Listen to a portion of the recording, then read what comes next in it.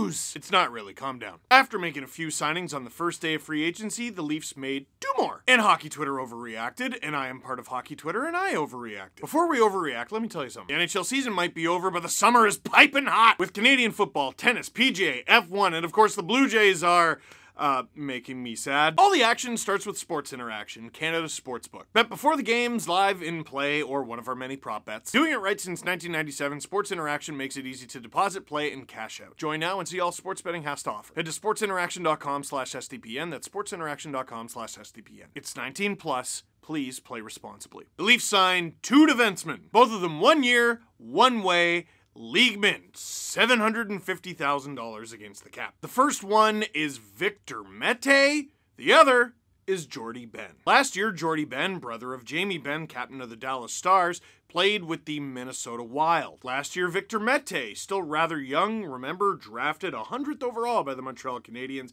and then they didn't want him anymore, and they put him on waivers, and the Ottawa Senators got him somehow. Well, he played with the Ottawa Senators last year. Benn is kind of big. According to CapFriendly.com, he is 6'2", 200 pounds, and he plays a kind of rough style.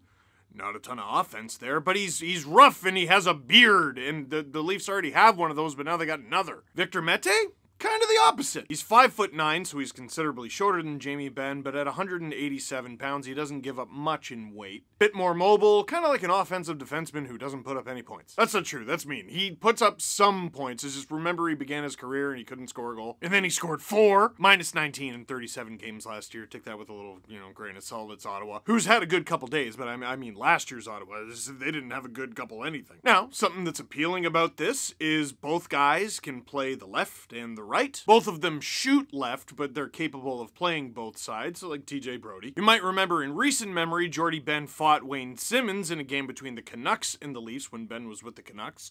Benn did not win, but he was willing to stick up for his teammate Quinn Hughes after Wayne Simmons took a run at him in a game with 3 minutes left that the Leafs were already winning 7-3. And these are 2 defensemen kind of at different points in their careers. Benn is 34, Mete just turned 24. And kind of like I said with Malgin, out of sight, out of mind, but the dude has played almost 200 NHL games in his career. Victor Mete's up at 236 already. He's only 24. In fact, that number might be part of the problem. He was maybe rushed a little bit. He was very highly touted.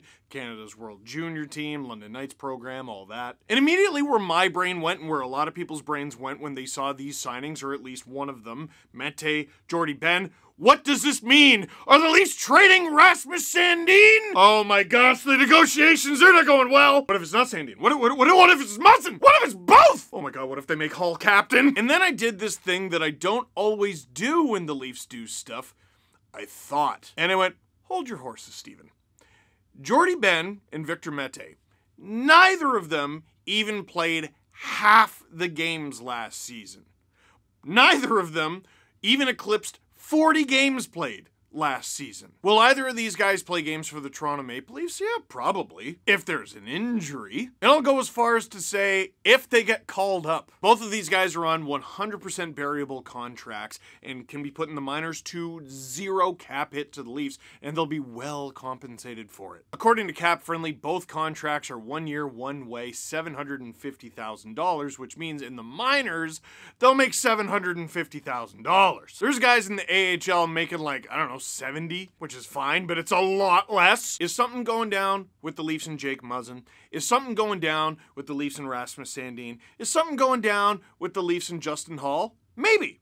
All of those things are possible, or 2 of them, or 1 of them, or none of them. But I don't think Mete and Benn affect those situations at all. It's just defensive depth. It's defensive depth, that's it, and they need that sort of thing. The Leafs have a lot of young defensemen who are coming up through the system, and some of them are going to graduate to the Marlies this year, but NHL experience is good to have, and Mete has a lot of that, especially for a 24-year-old. Veteran presence? NHL teams love a veteran presence, and Jordie Benn is at very least that, a guy who can maybe move bodies from in front of the net and stick up for a teammate in like a 7th defenseman sort of role. At very least a guy who like travels with the team at a very low cost and is just like a friendly guy to be around. The sort of guy you need in the playoffs when you're like, oh, someone blocked a shot with their face because hockey players are out of their mind. Not naming any names, Morgan. He didn't mean to block that one, it looked like it hurt. Remember? Boston? I don't remember which one. And actually, last consideration, because it's the Toronto Maple Leafs, Mete, young guy, he's played a lot of NHL games. Jordie Benn, older guy, he's played a lot of NHL games. Tough. They're going to get claimed on waivers. Yeah, it's the Leafs. It's the Leafs. It's a bit, and it's the Leafs. If the Leafs have to put either of those guys on waivers, they're getting claimed. 100%. Bank it. Bank it. Write it down. Clip this. Remember, I said it. If they go on waivers, they're getting claimed. Beginning of the season, October, November, March, it's happening. So what do I think of the signings? As your 7th and 8th D, you could do way worse. Now, that doesn't mean the Leafs have no work to do. Because if you go to capfriendly.com, you'll see that the Leafs have just a hair over $2 million in cap space. But you'll notice a few concerning things. Number one, they only have a little over $2 million in cap space with a 21-man roster. That's 13 forwards, 6 defensemen, and 2 goalies. That's 1 spare instead of the possible 3. If a defenseman gets hurt on the road, or if the Marlies are on the road, I don't know, good luck. Not to mention that a few of those 13 forwards are like Joey Anderson, who's definitely not a full-time Leaf, and Kyle Clifford, and Wayne Simmons. I think Wayne Simmons is going to be with the Leafs full-time. I've been saying that for a while. I don't know about Clifford. But maybe more concerningly is the Leafs only have a little over $2 million in cap space, and they still have to sign Rasmus Sandin. Who knows what that number comes at term? I have no idea. And Pierre Engvall.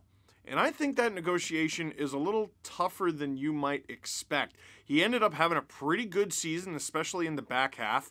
And I don't know if you've noticed, but it's been a good 48 hours for lanky guys who can skate and put up a few points.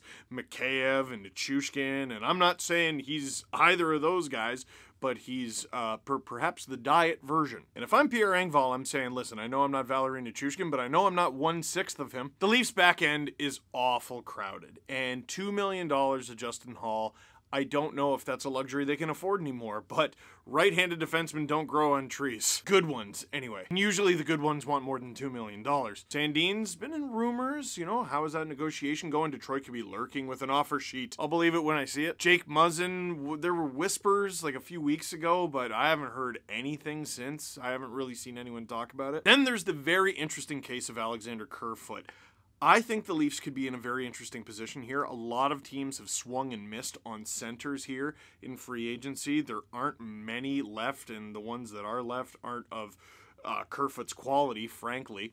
The dude is $3.5 million against the cap, but since his bonus has already been paid out, he's owed $750,000 for the rest of the year. Financially, that's a league min player who can be a center for your team, a winger for your team, play on the power play for your team, play on the penalty kill for your team. He's a really versatile player. Now, he can be a versatile player for the Leafs. That sounds like a coach's dream, doesn't it?